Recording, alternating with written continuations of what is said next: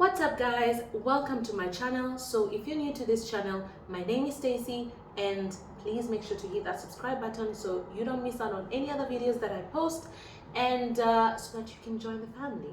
So guys, today we're going to be talking about an interesting topic that I have been getting a lot of questions on, which is how is life in Serbia? Everyone asks me that question. How is it living in Serbia? So just a little background. I'm originally from Kenya. That's where I've lived all my life. And then I moved to Morocco. And then from Morocco, I moved to Serbia. So I just want to give you my take. And I've been here for like 5 months, so I believe I'm certified to give this information and share my experience. So yeah, without further ado, let's jump right into this video. So one of the things I wanted to talk about is the people, guys. We watch so many movies that depict like Serbian people, like mobsters, like in the movies, and when you come here, that's the first thing you think, oh, is it gonna be like, people like Helsinki from Money Heist or something like that, drug dealers? And nah, come on. I think it just paints a really different picture, because when you come here, my experience with just the Serbian people, they're just amazing people who will help you in the street. If you ask for direction, they will stop and listen to you. People who literally, I go to the market and maybe I don't understand something, and someone will just help in translating. People will say hi, and be inquisitive and inquire where you're from. They just want to interact with you, and I think here people are so good, and I love that. I really love that, especially compared to some other places that you go, and yeah, especially as a black person, you experience a lot of racism. I haven't experienced any of that here at all. No sense of racism, and I absolutely appreciate that. So I love Serbian people, and if you're from Serbia, please make sure to leave a comment down below with a heart, because I love you. The other thing I want to talk about is the location. The good positioning of Serbia is, for me, it's amazing. For a YouTuber who I love to travel and shoot travel videos, this is like a dream location, honestly. Coming from Kenya is so far from Europe, from so many other places, and it's so expensive to travel from Kenya. But when you're in Serbia, it's so cheap to travel, especially within Europe. It's so cheap. Ridiculously so, to be honest. You could pay less than $100 just to go from Belgrade to Paris, which, come on, that's really cheap. You could easily drive from one country to another. Like, you can drive from here to Bulgaria, you can drive from here to Budapest in Hungary, you can drive to, it's really that close. And you can drive to Croatia, like, that's how close it is, like 3 hours away, 4 hours away, which is amazing. It's really amazing to think about that. Just one small disclaimer when it comes to accessibility is, when it comes to, how did I say accessibility? No, accessibility. Accessibility. When it comes to accessibility is, Serbia is not part of the EU, the European Union, so you do need a Schengen visa. I don't know if it's Schengen. I don't know. It sounds very Chinese, actually. You do need a Schengen visa to travel within Europe, so the EU. So having a visa for Serbia is not enough for you to go to the various different countries. So just to put that out there, especially if you're coming from Africa, or for all my Kenyan people planning to travel here. So just that disclaimer to remember when you're coming to these parts of the world. Yeah. The other thing I wanted to talk about is, restrictions. Now we've been experiencing a lot of, with COVID, there have been a lot of restrictions in many countries, lockdowns, and honestly, it's just one of those frustrating things, especially if you're traveling to a place, or if, especially if you're traveling to a place, you don't want to go and then 1 week later they've locked down everything and you cannot move, or for me, it was so frustrating when I was in Kenya or in Morocco that I have to keep wearing a mask everywhere I go. I hated that, honestly. I'm totally over masks, to be honest. So the thing I love about living in Serbia and in Belgrade specifically is you can walk around without a mask in the public places. So everything is normal until maybe if you want to go into a restaurant, if you want to go into a coffee shop, or if you want to go into closed areas, then you have to wear like your mask. And that I really like. The other thing is you have to have a vaccination card if you want to stay in a restaurant past 10. So that's just one of the things to note. But I think this is quite reasonable. Like, I'll take that over lockdowns and wearing masks everywhere anytime. So that I really like that. But the beauty is the world is opening up and we might not need to have all these restrictions in most parts of the world, thank God. One of the challenges I had when living in Kenya is we don't have much options when it comes to shopping and brands. So it's very hard to get designer brands in Kenya.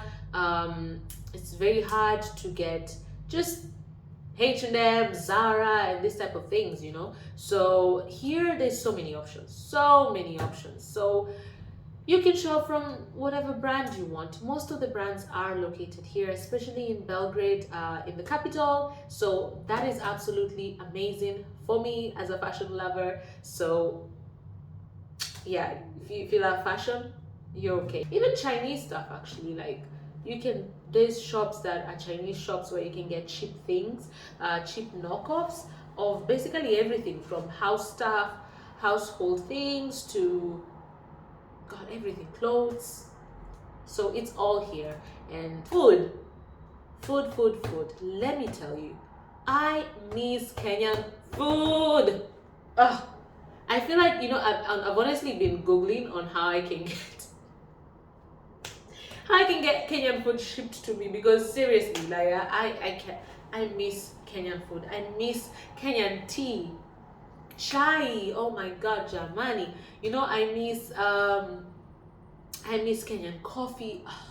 I miss our staple food, fruits, passion fruits, and things like this. So yeah, that's the thing that I think is a bit different. If you're not I think this is understandable. If you're living in a foreign country, for anyone, you tend to miss your traditional food. So this is very, very normal. And here you cannot get Kenyan food, honestly. That's a problem about being like this far. It's not as easy to get this type of things when you're here. I mean, they do have coffee shops and tea shops that offer brands from different parts of the world, including Kenya, like Kenyan coffee, but it doesn't taste the same as Java coffee.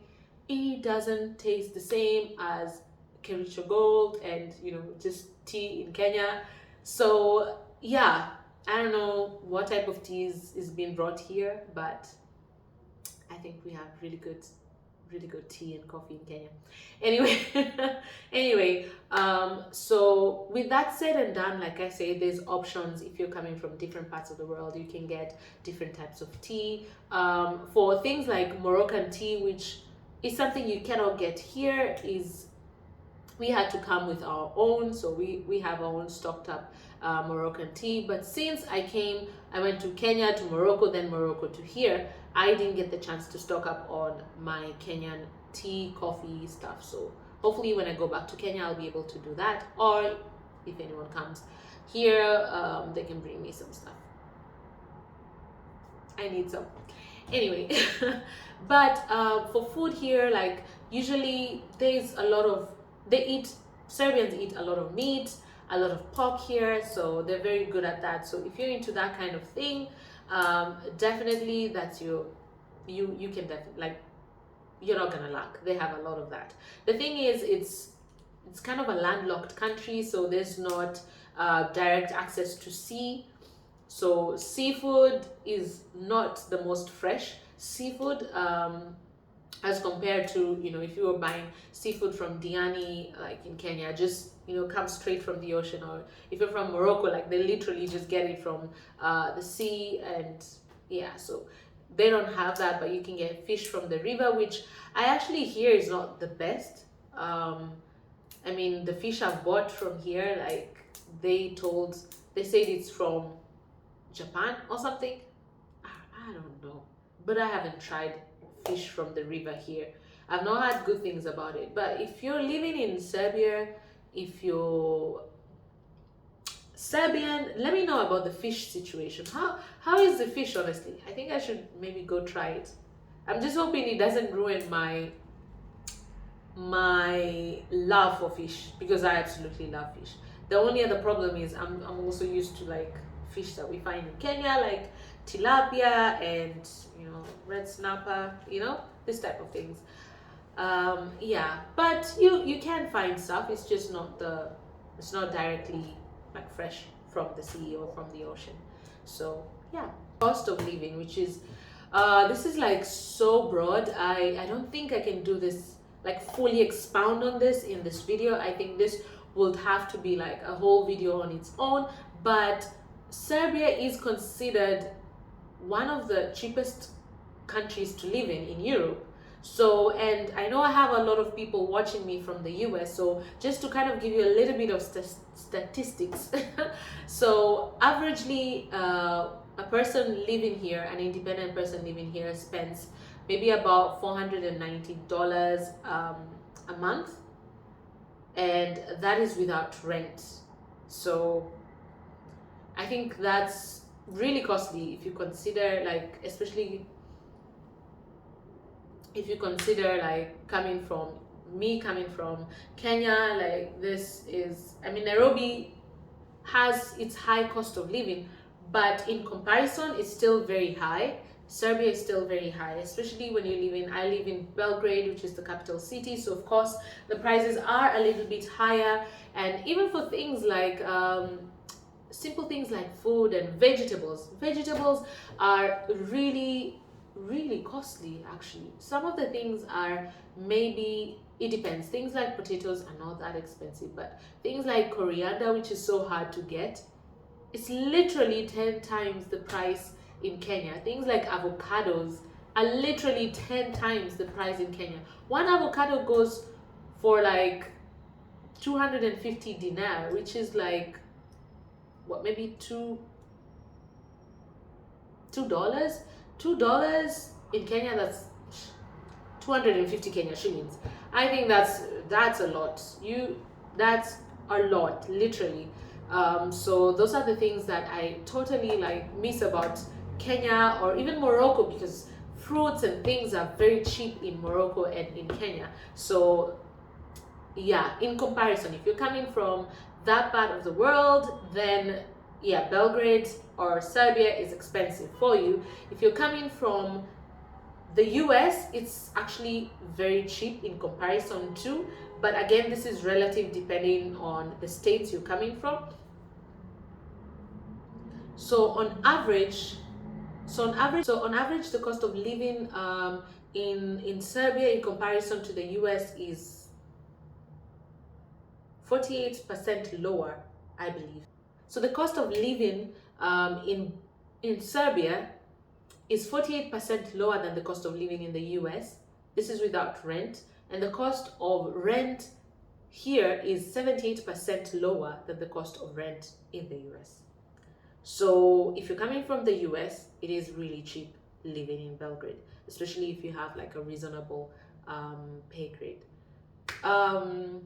And this is also the same in Europe, in most European countries. Not all, every situation is different. And that's what I'm saying, the cost of living, like, you have to really look at numbers and figures, and this would be better to be in a whole separate video on its own, so I can break down the small details. So yeah, so I think this would vary. Like, if you're coming from Kenya, the cost of living here I think is slightly higher.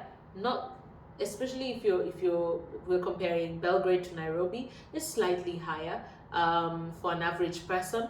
But if you're coming from the US, then it's a different situation. Again, also in Morocco, if you're coming from Morocco to Serbia, the cost of living in Morocco is way cheaper compared to the cost of living in Serbia. So yeah, it all varies. So I think this is, if you want to see a breakdown video on the cost of living, you know, in comparison to other European countries with a breakdown, and in comparison to the US, versus in comparison to a majority of Africa or countries in Africa, then let me know in the description bar below. Let me know where you're coming from or where you're watching me from. If you have any other comments as well, any other questions, make sure to just leave that in the comment section down below. Guys, I want to know. I want to know. What do you think if you're living in Serbia and you're a foreigner living in Serbia? What is your experience? Oh, yeah, drop that in the comment section. I also get a lot of questions on how to come, especially this is from people, my East African people who want to maybe come or move here for various things, like how easy is it to get a job or school, or how do you come here if you want to move from there to here. We know that a lot of Africans sometimes look for greener pastures in Europe and, you know, in the Western countries. And I would love to maybe have just a clear breakdown of information. So again, this would be better to be done in a whole video. So again, if you want to see this, if you want to you know, if you have questions on how is it living as a student, how is it, you know, getting jobs here, what type of jobs can you get with credentials or without credentials, so just leave all those questions down below, and I'll be answering them maybe in a different video. Missed out something that is very important, and that is the issue of security. I know a lot of people have been asking, is it a safe place for you to live in, to walk around in? Does it have, like, is it dangerous here? No. Serbia is very safe, considered 31st in terms of ranking of the safest places in the world. So that's pretty good. And I mean, you can walk without having to worry about someone snatching your phone or your bag. So that's really good. However, it's always good to be very cautious, and you can't be reckless with your items. Anyway, guys, so in matters of security, Serbia is a check. So guys, that's it for this video. Please make sure to hit the like button if you enjoyed the video, and if you like this type of videos as well, make sure to let me know down below. And also, again, if you haven't subscribed, please make sure to hit that subscribe button. It really helps, guys. It really helps. So let's continue chatting, and I'll see you guys in the next video. So see you in the next video, guys. Bye.